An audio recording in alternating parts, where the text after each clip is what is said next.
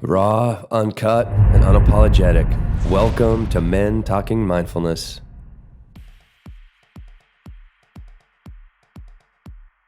It's important to discuss, why we, as the initiator or the person who's blindsided, the receiver, is how we receive these, how we respond to them, and then how we can change that response or reaction.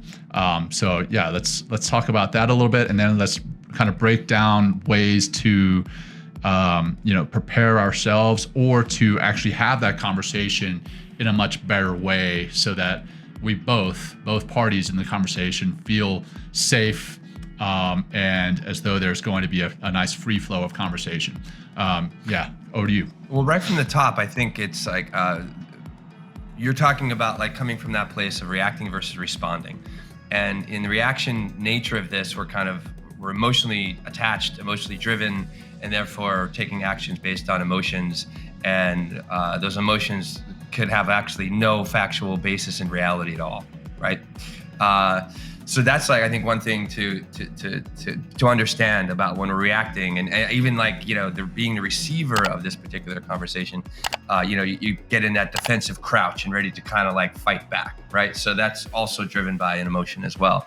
But you said at the top, we can, one of the ways of not getting blindsided is the practices of mindfulness. Like just being present, getting in your breath, understand we're being triggered. Like it's a big thing. Like you mentioned in notes here, the STIA process. It's like stimulus, thought, emotion, action, right? It's present here in these crucial conversations, whether you're the giver or the receiver, right? So if we can kind of mitigate the stimulus and the trigger of this conversation, in the sense of like taking a step back, like, okay, hey, this guy's coming at me. He obviously has a problem. I'm going to take a breath, ground myself, open up, listen instead of attached to my emotions, and then taking those actions based on an emotional response, right? That's reaction.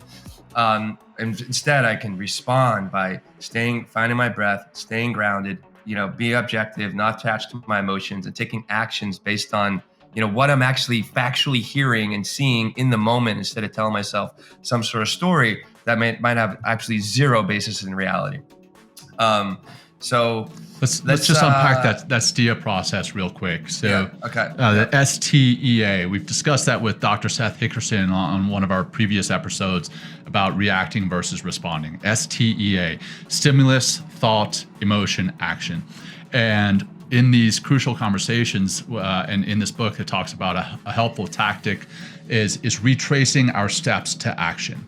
And it's actually kind of like the STIA process in reverse. So you notice, again, being mindful is you're paying attention. You notice that the conversation has gone sideways. You notice that you're starting to maybe express some attitude.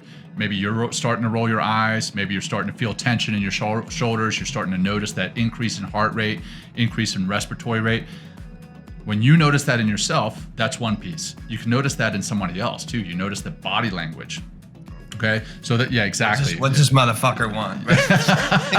Right. So you don't have to say that. You don't even have to say that, but I can see it in your body actions, your body language rather, and that we can notice is starting to happen in the conversation, and basically do that STIA process in reverse, or retracing our steps to action. You ask yourself how you got to where you are emotionally in this moment. So again, your heart rate is starting to increase. You're starting to feel that anger or sadness or tension of some sort. You notice that emotion. Okay. Now take that back. So how are you acting right now? And then ask what emotions drove that action. Like, okay, maybe I'm caught off guard, maybe I'm surprised, maybe I'm saddened, and that's causing anger. That anger is causing the other actions. Hey, I'm going to tense up, and hey, now I want to fight this dude, right? Or gal. You get into these weird scenarios. But so okay, now you've taken that, found out what emotions are driving that action. Then you move on to the story. And the story specifically is the story that you're telling yourself in your mind about this scenario. And the other party in the conversation, they have a story in their mind. Somewhere in the middle is the truth most of the time. Most of the time it's not what you're telling yourself is not 100% true. What they're telling themselves is not 100% true. And if you kind of unpack that story and then finally examine the actual facts, knowing that your story is just that, it's a story, but then taking a step back and say, okay, what are the actual facts in this conversation? So that's kind of like the STIA in reverse. You're acting, but why are you acting? What emotions are driving that? What thoughts are driving, or what story is driving that? And then what stimulus? The truth, the facts. So it's kind of like it is, in fact, the STIA process: stimulus, thought, emotion, action, in reverse. And I love that. And then, coming back to the emotions, we talked last week to Marcus Aurelius Anderson. He had a really great point in our show. He said emotion, and in his book, he says emotions assassinate the truth. When we start getting emotional about something, we start thinking false beliefs about our story, false beliefs about the other person in this conversation. So I think it's very critical to notice the story that we're telling ourselves, notice the emotions that they're driving, and then obviously the actions and everything else that are related to that. Listen to the full episode on our podcast, Men Talking Mindfulness, or watch it here on YouTube. Thanks for checking us out. mentalkingmindfulness.com. Peace.